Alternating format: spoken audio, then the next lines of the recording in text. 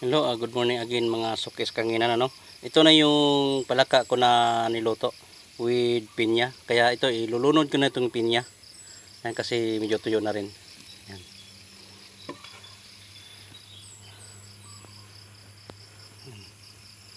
Pasensya na mga suki kung langas kayo ako ang kamera ay gawa na may pasma na kasi yung kamay ko rin. Yan, sana maunawaan niyo. Ito na yung yung recipe kong palaka with pinya. Wow. Swabing. Kaya pwede itong gawin sa inyo mga suki kung may palaka naman kayo dyan. Tapos may pinya din sa si kapitbahay, pwede kayong bumili. Ayan. Ito yung kulay na yung talagang makikita mo talaga is nakakatakam na yung kulay niya gawa ng mayroon ako nilagay na aswete. Nilagyan ko rin ng turmeric. Ayan, kaya ang lasa niya is takam talaga. Wow.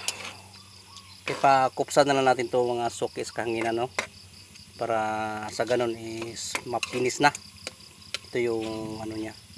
Sauce niya suki. Tingnan mo yung sauce niya suki.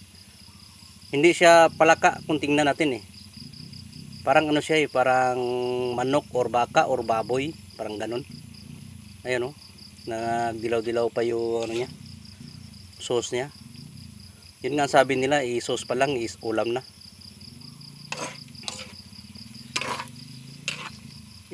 Parang ikaw pag nakikita kita parang ulam na kita uy naks naman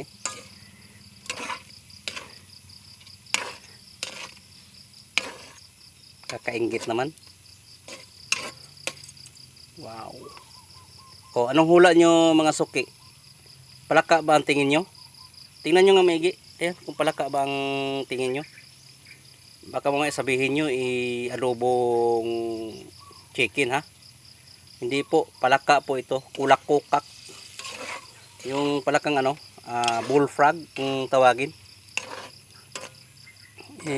Dito sa amin is talagang pambihira na lang yung palaka sa amin dito. Kaya lang mayroon naman pa isa-isa.